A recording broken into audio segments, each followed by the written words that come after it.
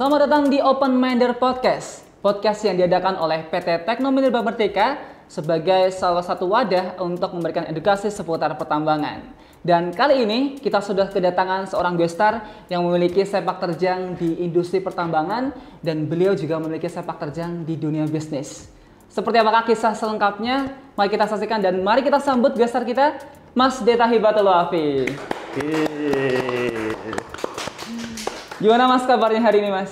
Sehat. Alhamdulillah, sehat juga Mas. Oke. Nah, biar makin kenal nih Mas, Sobat Mimba di sana dengan gestar kita kali ini, boleh nih kenalan dulu Mas. Oke.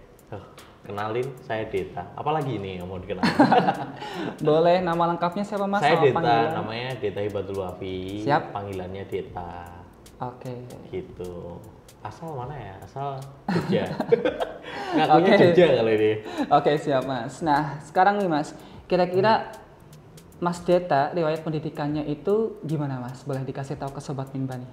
Oke. Kalau saya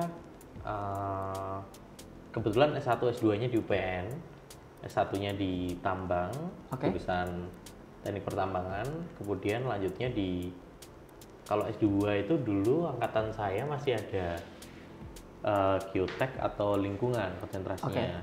Saya ambil yang lingkungan gitu. Jadi magisternya magister tambang tapi konsennya untuk yang lingkungan pertambangan gitu. Oke, berarti selama berapa semester nih Mas? Maksudnya menempuh pendidikan di UPN gitu Mas? Kalau berapa semesternya S1-nya sih lancar saya. Alhamdulillah. Ya, nah S2-nya yang sempat enggak 4 semester. Karena waktu itu saya pertengahannya COVID, jadi Oke. masih ada transisi COVID itu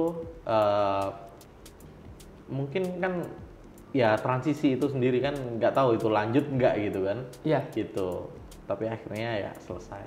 Oke, Mas, ini tertarik kalau kita berbicara soal selama menempuh pendidikan di UPN ya Mas, di menempuh gelar sarjana gitu. Kalau boleh tahu nih, Sobat Mimba di luar sana, kira-kira Mas itu ngambil judul skripsinya apa nih? Bisa dikasih tahu ke Sobat Mimba gitu ya? Judul skripsi saya seputar reklamasi ya. Waktu itu saya di daerah Kabupaten Semarang. Saya di reklamasi, tapi judul tepatnya saya lupa nih. Saya perhitungan reklamasi gitu. Oke. Jadi karena emang saya dari ketertarikan di kampus itu sebenarnya saya di desain tambang. Iya. Sebenarnya. Nah, desain tambang, rancangan dan sebagainya itu cuma ketika waktu skripsi di situ ada judul yang lebih menarik. Ketika gimana yang namanya rancangan desain tambang ini jadi satu dalam satu perhitungan reklamasi, kan di situ banyak komponen nanti. Betul Mas. Lingkungan, kemudian kita juga perhatikan perhitungan alat dan sebagainya kayak gitu. Jadi lebih kompleks sih waktu itu di reklamasinya itu. Oke, mungkin bagi Sobat Mimba yang belum tahu bahwasanya reklamasi itu merupakan tahap di akhir ya Mas ya. Kalau tahap pertama kan ada prospeksi hingga di akhir itu ada reklamasi dan pasca tambang. Iya, sebenarnya kalau reklamasi itu nggak melulu bisa di akhir sih. Oh iya. Reklamasi itu setelah suatu apa ya lokasi tambang ini kan luas nih. Betul. Nggak melulu semuanya dibuka terakhir baru ditutup gitu nggak. Tapi jadi pokoknya kegiatannya di site atau blok ini sudah selesai itu bisa langsung direklamasi dan nggak harus nunggu tambang selesai. Nah gitu, catat ya Sobat Mimba, nggak harus nunggu tambang selesai gitu ya Mas ya. Iya.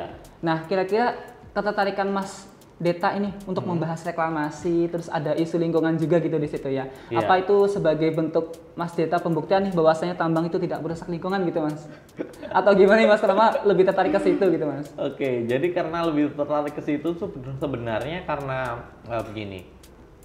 Bagaimana mungkin tambang itu bisa merusak lingkungan? Karena begini, kalau kita lihat ke belakang agak jauh mungkin. Tambang ini kan ada untuk pembangunan, untuk membuat hidup masyarakat kita dari peradaban ini lebih baik gitu loh. Dari yang paling gampang aja deh, pembangunan gitu. Kita bangun dari material tambang itu buat biar rumah kita lebih bagus. Setuju Mas. Bukan untuk lingkungannya biar lebih jelek, itu enggak gitu. Apalagi kalau sekarang kan tambang nggak cuma untuk kebutuhan rumah ya, maksudnya dalam tanda kutip konstruksi gitu. Semuanya kan udah mulai ke kemudahan teknologi, misalkan HP ini kan semuanya juga dari bahan tambang. Betul. Jadi harusnya nggak mungkin. Nah, cuma memang saya nggak tahu ya isu yang berkembang atau dan sebagainya. Karena gampang sekali digiring opininya untuk tambang rusak gitu. Betul Mas. Terus Mas kira-kira Mas, dari pengalaman Mas Deta nih selama berkuliah di UPN gitu ya, mulai gelar sarjana kemudian melanjutkan gelar berikutnya tesis gitu ya Mas ya. Nah kira-kira pengalaman di perkuliahan ini seberapa penting sih Mas, biar sobat Minba di sana yang mungkin saat ini memutuskan nih saya mau kuliah gitu ya. Oh iya ya, oke. Kuliah, seberapa penting kuliahnya atau waktu pengalaman kuliah waktu di jurusan teknik pertambangannya nih? Nah itu mungkin lebih menarik Mas pengalamannya Mas. Boleh disampaikan Mas. Oke. Jadi kan kalau kita sebagai mahasiswa ketika di lingkungan kampus itu saya yakin sebenarnya relatif sama di semua jurusan atau univ manapun sama ya. Semuanya pakai sistem SKS dan sebagainya. Mungkin sekarang ini yang beda kurikulumnya aja. Tapi yang selalu beda itu sebenarnya adalah kita nih masuk ke suatu jurusan tuh karena nggak ada pilihan, karena emang niat ke situ atau kadang malah salah jurusan gitu kan. Oke, Mas. Nah, itu yang menurutku jadi penting sih, akan membedakan perilaku kita nanti selama di perkuliahan akan seperti apa gitu. Nah Mas Deta tim mana nih? Tim salah jurusan apa tim benar-benar pengen jurusan itu Mas? Jadi kalau waktu SMA itu cita-citanya sebenarnya saya ada 3. Apa Mas? Yang pertama? Yang pertama itu saya kehutanan. Oke, kehutanan. Terus yang kedua memang pertambangan, kemudian baru geologi. Oke, nyambung-nyambung ya Mas? Ya, nyambung-nyambung yang nggak beda sebenarnya malah di kehutanan. Oke. Gitu. Terus kenapa jadi ditambang nih Mas? Kenapa ditambang? Karena kebetulan dulu opportunity kesempatan untuk masuk di jurusan pertambangan itu datangnya lebih awal. Kan dulu saya masuk masih swasta UPN, jadi masih bisa tes itu setiap hari Sabtu dulu kayaknya, sebelum pindah negeri itu kan. Nah penjaringan di situ sebelum ujian nasional saya udah keterima di pertambangan, jadi karena sudah masuk ke target salah satu pilihan saya ke depan mau jadi apa, jadi ya saya putuskan di situ, selesai, kemudian baru fokus di perkuliahan gitu sih. Jadi tim apa ya? Sudah ada impian juga ya Mas, jadi mungkin masuk ke impian itu ya Mas ya? Masih masuk lah, masih masuk lingkupnya, enggak yang salah jurusan gitu. Enggak, oke. Tapi selama kuliah nih Mas, ada merasa kayak berat banget nih di bagian apa gitu Mas? Apakah saat skripsian atau saat tugas akhir itu mungkin bisa diceritain Mas? Yang jelas sih kalau perkuliahan malah paling berat itu di semester tahun pertama ya, semester 1-2. Kan penyesuaian ya Mas ya? Iya, kan kita kan masih berpikirnya kalau kuliah itu dari SMA ke perkuliahan ya udah nggak ketemu yang namanya matematika, fisika, kimia, pokoknya hal-hal yang eksak yang karena saya kebetulan nggak begitu suka terkait dengan perhitungan-perhitungan yang semacam itu.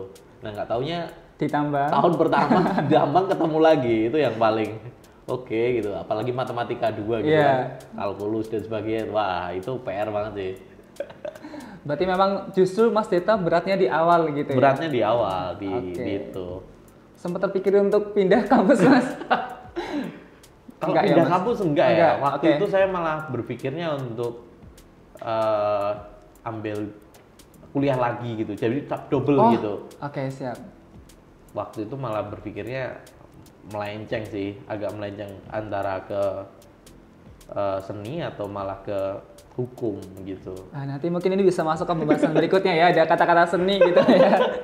Nah, mungkin itu dulu ya Mas ya, untuk cerita semasa kuliahnya gitu ya. Memang kalau misal kita bahas cerita masa kuliah pasti nggak ada habisnya. Iya. Terlalu emosional. betul, setuju Mas. Udah masa kuliah. Oke, nah kira-kira Mas dari pengalaman kuliah nih, kira-kira apakah hal itu berpengaruh ke pekerjaan Mas di masa mendatangnya? Nah ini kita sudah kita sudah masuk ke perjalanan karirnya Mas Deta. Gimana sih Mas perjalanan awal Mas dari titik awal hingga sukses sampai sekarang? Apakah ada kaitannya dengan masa perkuliahan gitu Mas? Silakan Mas Deta. Ya sebenarnya saya kira kalau saya yang saya lakukan sekarang ataupun dalam artian saya memaknai tahapan sekarang ini nggak hanya di masa kuliah sih. Sebenarnya saya hanya mengulang pola-pola yang sudah terjadi itu dari SMA. Kebetulan itu saya SMA itu suka naik gunung.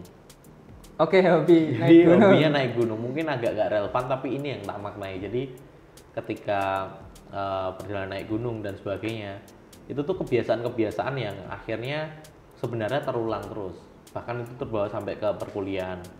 Eh, Ketika naik gunung itu kan sebenarnya nggak nyaman ya di kondisi yang eh, ngapain gitu, harus jalan Iya. sampai sana, kondisi badan capek, jalan jauh berjam-jam, bawa beban, Beban. berat, Oke. sampai sana, sampai puncak paling sejam 2 jam, Terus selesai, turun lagi. gitu kan. Oke, Mas.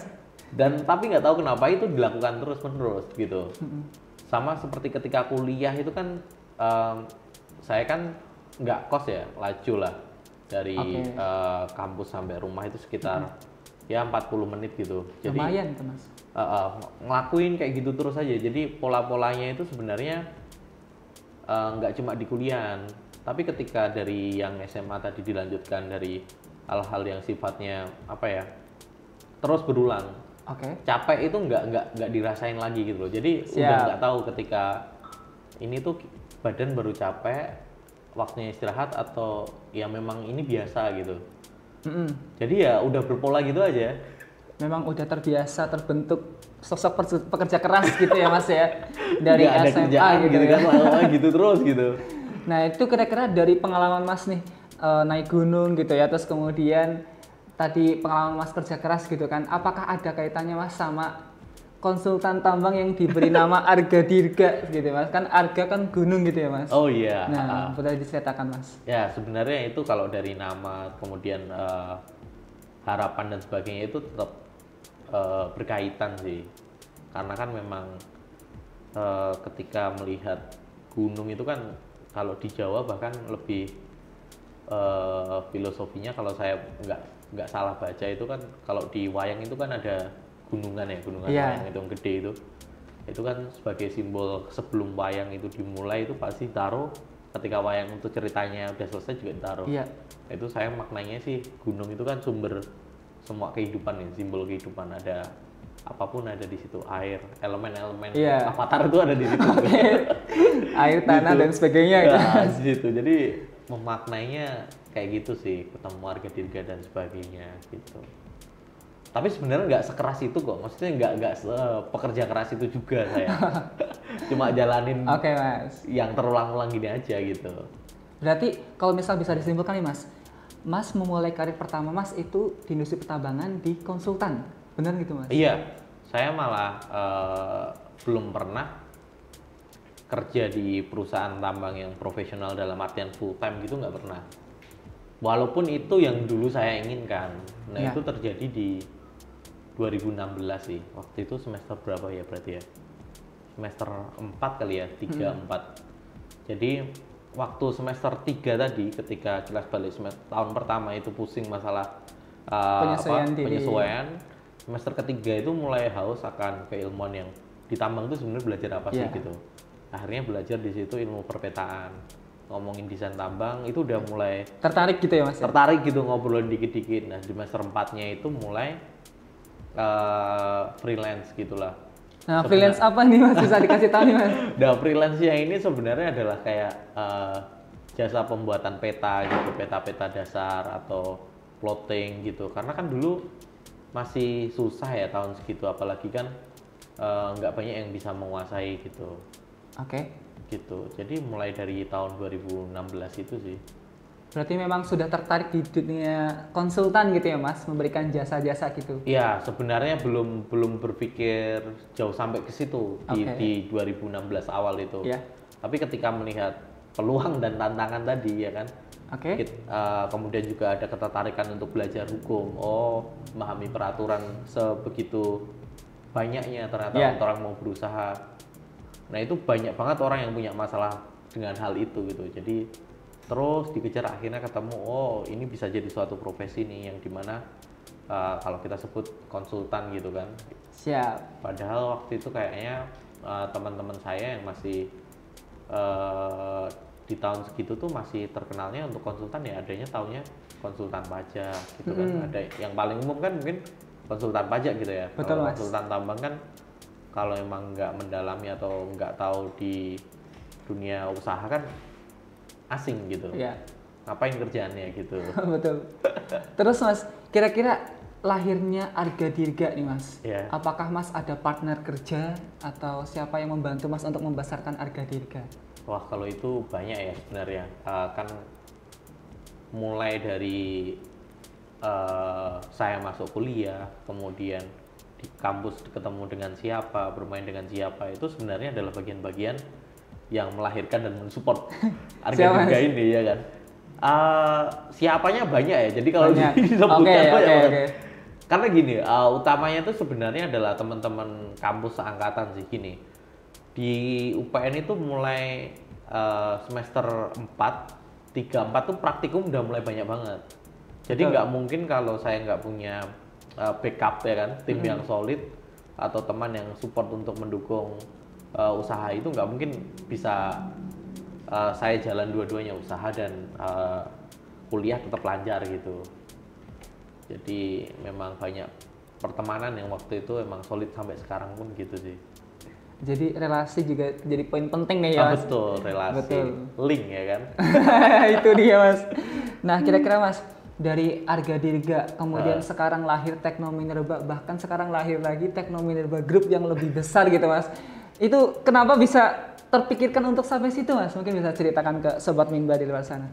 Oke, jadi ada banyak ini ya, dinamika ya ketika di kampus itu kan sebenarnya kan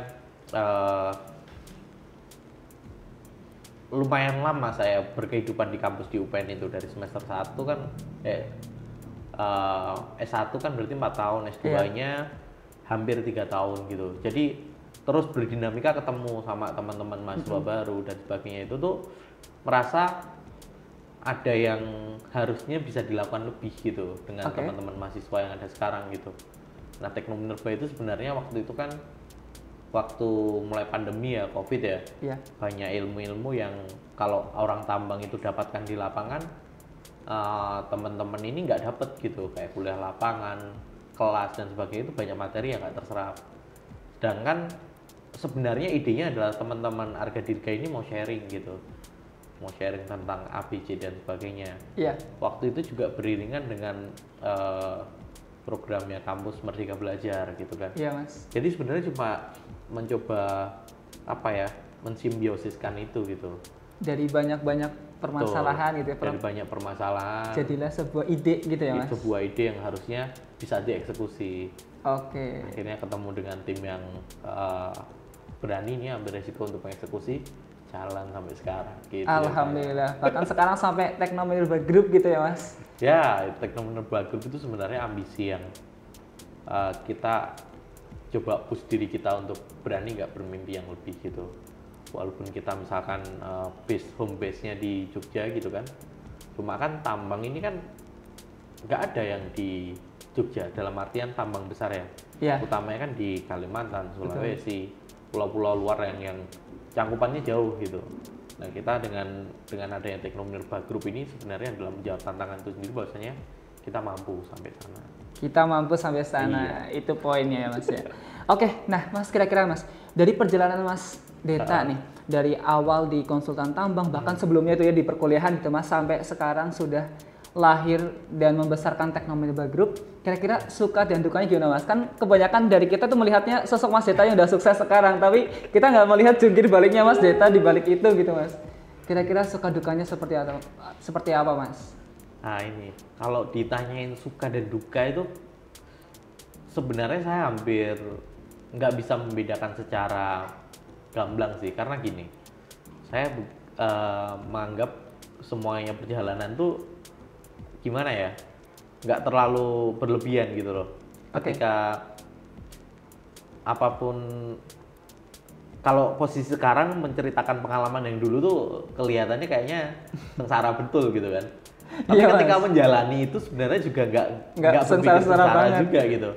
Itu yang membuat susah kalau ngomongin sengsara ya gitu. Kalau ngomongin suka duganya, ya paling sesimpel ini aja sih, waktu bermain hilang gitu. Tapi kan itu masalah semua orang gitu. Jadi harus ada yang dikorbankan. Iya, cuma itu aja sih. Paling apalagi ya, jam tidur berkurang gitu kan.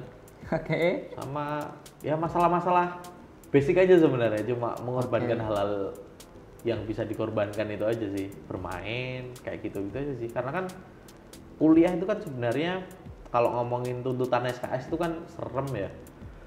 Satu SKS itu 40 menit di ruangan dan ada yang di luar ruangan belajar mandiri dan sebagainya. Betul, gitu kan. Mas. Nah sebenarnya saya cuma mempraktekkan itu gitu. Belajar itu gitu. Berarti nih Mas, kalau misal bisa kita simpulkan gitu ya dari apa yang disampaikan Mas Deta tentang suka duka di industri pertambangan gitu ya. Jadi nih Sobat Mimba perlu dicatat, harus ada yang dikorbankan untuk meraih kesuksesan gitu ya. Tadi Mas Deta mengorbankan waktu bermain gitu ya, kemudian waktu tidur gitu ya. Kita nggak tahu nih Mas Deta tidurnya berapa jam, kita nggak tahu gitu ya. Nah, itu yang dikorbankan Mas Deta hingga menjadi sosok sekarang ini. Jadi jangan lihat suksesnya doang, tapi ternyata perjalanan beliau untuk meraih ke situ ada banyak sekali pengorbanan yang dilakukan oleh Mas Deta. Gitu ya Sobat Mimba. Nah kali ini Mas, aku mau bahas terkait dengan kan sekarang mahasiswa kuotanya semakin tahun ditambah terus Mas. Kuota masuk mahasiswa ditambah terus. Artinya setiap tahun pasti lulusan tambang bakal terus bertambah. Kira-kira ada nggak sih tips buat Sobat Mimba di luar sana untuk menghadapi pesaing kerja yang begitu banyak gitu Mas? Apakah mengikuti jalan Mas Deta, mendirikan konsultan tambang atau bagaimana dari Mas Deta, ada tips nggak Mas? Ya, saran saya sih memang kalau ngomongin nanti ke dunia kerja ya, kan kalau kerja itu nggak ada yang enak, yang jelas kalau ngomongin enak nggak enak antara pilihan kerja atau nggak kerja gitu. Terus harus tahu dulu benar-benar yang mau dicari itu dalam dunia kerja itu apa. Apakah uangnya, nyamannya, atau karir ke depannya, atau efek ke depan terkait hari tua. Walaupun kelihatannya muluk-muluk ya, memikirkan, membayangkan sampai sana. Oke Mas. Tapi saya rasa itu yang harus diputuskan dulu, mau cari apa dulu gitu. Karena itu nanti akan mempengaruhi sikap kita mau seperti apa gitu. Kalau mau cari uang ya berarti harus mau mengorbankan yang lain gitu. Misalnya Mas, misalkan merantau gitu ya? Ya merantau itu kan pengorbanan untuk jauh dari keluarga, meninggal apa yang disayangi Di gitu sini kan. gitu ya, di tempat Terus tinggal. harus kesana. Nah tapi kan yang utama apa, uang dulu. Ya udah putuskan jalankan gitu. Tapi kalau memang uang bukan segalanya misalkan, berarti apa nih yang paling penting? Misalkan ke depan bahwasanya hidup adalah apa ya? Ya pokoknya dalam menjalani hidup itu sederhana dan sebagainya. Yang penting tetap bisa bersama keluarga dan sebagainya. Nah itu yang harus dipikirkan oleh yang lain. Mungkin bisa lanjut kuliah untuk jadi dosen, ataupun praktisi yang lain yang tanpa harus ke tambang gitu. Menurut saya gitu sih, jadi harus tahu dulu mau jadi apa gitu, mau pengennya apa gitu. Sekedar tahu dulu pengenmu apa gitu kan. Oke Mas, terkopi Mas. Jadi Sobat Mimba itu ya, kita harus tahu dulu inginmu tuh gimana gitu ya. Ingin gaji yang gede, makanya harus berkorban, ya merantau gitu ya. Kalau misal ingin dekat dengan keluarga, ya misal jadi dosen, jadi praktisi gitu ya Mas. Ngerjain banyak proyek di sana sini gitu ya Mas. Ya itu pun juga akan tetap ada pengorbanannya kan. Betul. Gitu. Itu dia Mas. Nah, kira-kira nih Mas, kalau misal tadi kita sudah bahas nih karir Mas Deta di industri tambang dari awal hingga akhir, sekarang sukses di industri pertambangan gitu ya. Nah sekarang dengar-dengar nih Mas Deta punya bisnis di bidang seni gitu Mas. Ini ketertarikan Mas Deta yang tadi disampaikan di awal, Mas Deta tertarik juga nih di bidang seni. Kira-kira bisnis seperti apa sih Mas? Mungkin bisa kasih tahu ke Sobat Mimba. Oh iya, sebenarnya itu ini sih apa? Menampung kegelisahan bahwasanya kan setiap orang itu sebenarnya punya apresiasi seni ya, punya bisa menghasilkan karya dan sebagainya. Bisnis ini tujuan utamanya untuk ke situ sih, untuk mewadahi ini. Jadi bukan langsung ke arah yang komersil gitu. Kalau arah komersilnya ya pengennya ya besok punya apa ya, production house sendiri, bisa Amin bikin dulu, film Mas. gitu kan. Siap. Jadi kita bisa melihat apa ya, perspektif film tambang yang idealnya itu seperti apa, nggak cuma film-film yang rumor-rumor negatif terus gitu yang muncul gitu kan. Jadi ya itu impian sih, impian yang lain. Impiannya ke situ ya Mas. Jadi untuk sekarang ini ternyata Mas Deta tuh punya bisnis di bidang apa? Seni, foto, video gitu ya Mas. Gitu. Nama tempat bisnisnya atau nama bisnisnya apa nih Mas, biar Sobat Mimba tahu nih? Oh iya, sebenarnya di bawah ini sih PT Hasta Muda Indonesia. Nah di situ itu tuh seperti grup juga, cuma di situ ada beberapa ya jasa iklan dan sebagainya, fotografi, videografi, Oke. pernikahan, pokoknya macam-macam lah kayak gitu. Siap. Jadi kalau misal ini tuh merupakan salah satu hobi Mas Deta untuk menyalurkan seni gitu ya Mas? Iya, sebenarnya hobi aja biar apa, kalau orang sekarang nyebutnya apa? Work life balance ya. Oke, siap Mas. Jadi hobi yang menghasilkan juga ya Mas ya? Iya. Di bidang foto, videografi gitu ya. Iya, Kalau misal betul. teman-teman mau lihat hasilnya, bisa kunjungi Instagram di bawah ini gitu ya. Luar biasa. Iya. Nanti kalau ada. Termasuk yang buat ini, podcast ini. Oke, iya. Yang edit juga termasuk di Iya, situ ya Mas itu ya? timnya ini, Asta Muda. Siap, nanti langsung di copy aja di Instagram di bawah ini gitu ya Mas. Siap. Nah Mas, kira-kira gini Mas, kan kalau misal kita bicara di tambang, itu identik dengan gaji yang gede. Oke. Apakah di tambang aja itu nggak cukup Mas sampai Mas itu sampai membuka bisnis gitu Mas? Itu kan menjadi pertanyaan sobat Imba di luar sana gitu. Iya, iya, iya. Kalau bercandanya sama teman-teman seangkatan itu ya, gaji yang gede itu definisinya sampai bisa beli tower di SCBD gitu kan. Bisa Oke, beli luar gedung biasa gitu kan. Mas. Jadi kurang gitu. Kurang, Ngomongin oke. kurangnya kurang kalau ambisinya ke sana. Tapi kalau dibalik lagi sebenarnya kan, ya balik lagi, kita pengen hidup seperti apa sih? Sebenarnya nggak ada yang kurang gitu. Semuanya cukup. Tapi untuk jalani bisnis A, B, C dan sebagainya itu, kalau saya nggak semata-mata cari keuntungannya, tapi lebih ke ya kita hidup pasti mati jelas gitu kan. Kita punya penghasilan, pasti akan punya pengeluaran. Selesai di situ. Nah, tapi kalau untuk yang perusahaan tadi itu sebenarnya adalah saya lebih ke nge-challenge diri saya, apakah saya masih bisa bertumbuh gitu. Oke. Ataukah misalkan seperti tadi di flashback ketika SMA itu naik gunung Merbabu nih gitu kan, apakah aku masih mau naik gunung Lawu gitu, Oke Mas. turun lagi, apakah aku akan naik lagi gitu. Sebenarnya cuma perjalanan bisnis saya di kayak gitu sih, jadi bukan yang langsung semuanya ke keuntungan gitu. Aku percaya uang akan ngikuti. Percaya uang akan mengikuti. Iya. Oke, tercopy Mas Deta. Nah, kira-kira ini Mas, dari apa yang Mas lakukan sekarang di industri pertambangan sebagai konsultan gitu ya, kemudian juga sudah menjadi komisaris Teknomi Labor Group gitu kan, sembari menjalani bisnis ini, kira-kira Mas Deta nggak pusing atau gimana nih? Kira-kira gimana Mas? Pusing nggak? Pusing itu kayaknya nggak punya bisnis ini juga pusing gitu. Oke Mas. Sama-sama pusingnya gitu, cuma mungkin biar pusingnya itu lebih menghasilkan, Oke. jadi enjoy aja sih gitu. Jadi dinikmati aja semuanya ya Mas. Nikmati, balik lagi ke bahwa semuanya itu biasa aja gitu. Ya capek, sama-sama capek.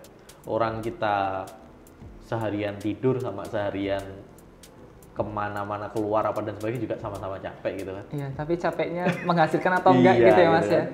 Lebih milih capek yang Betul, menghasilkan Mas Deta. betul. Kalau aku sih lebih kayak gitu ya, jadi enjoy aja gitu.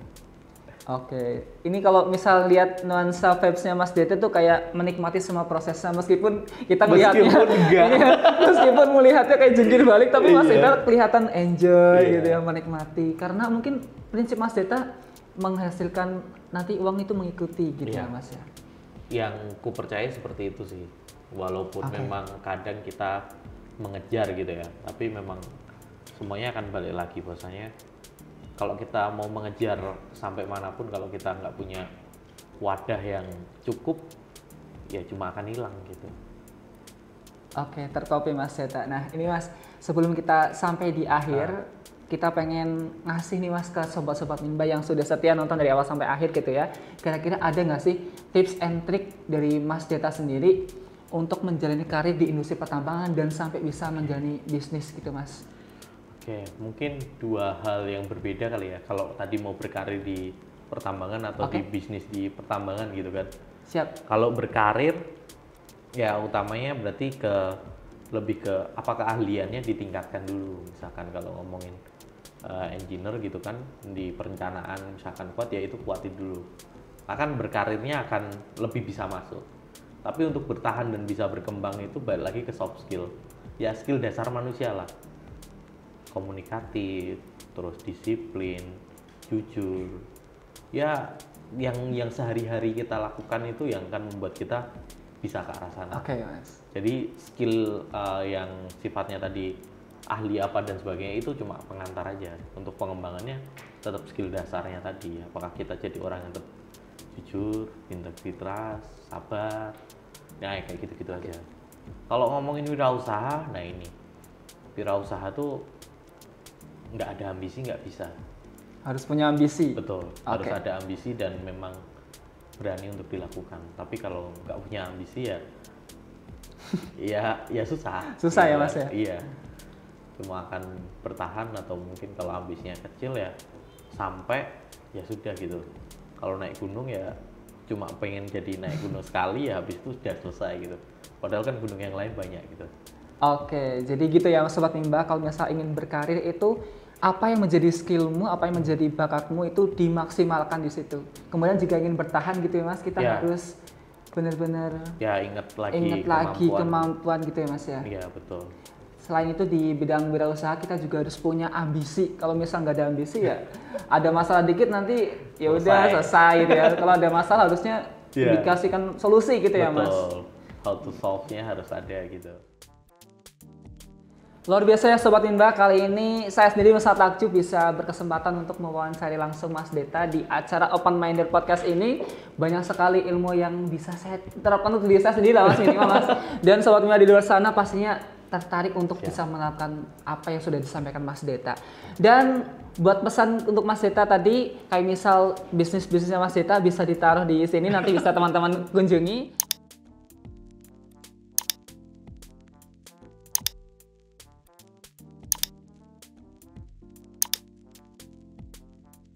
Dan sampai jumpa lagi di Open Minder Podcast berikutnya bersama gue Star yang pastinya sangat menarik.